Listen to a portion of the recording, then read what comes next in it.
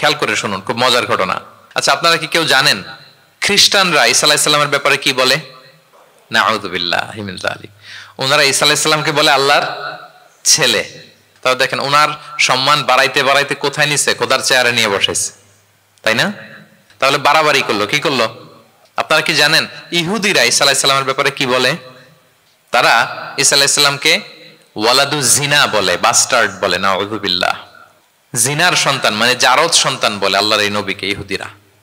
তাহলে ওনাকে অপমান করতে করতে ছাড়াছাড়ি, যেটা নামাতে নামাতে কত নিচে নামাইছে দেখছেন?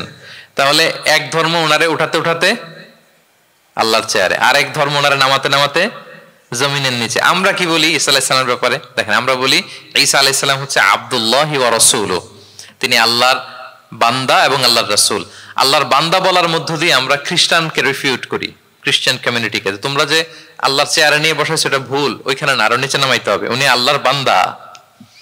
আর রাসূলুহু, সম্মানিত রাসূল বলে আমরা ইহুদিদেরকে রিফিউট করি, তাদের জবাব দেই যে না, তোমরা একজন নবীকে যে অপমান করে বলেছো উনি বাস্টার্ড, না, উনি রাসূলুহু, আল্লাহর প্রেরিত রাসূল, এই বলে ওনার সম্মানকে আমরা উপরে উঠাই।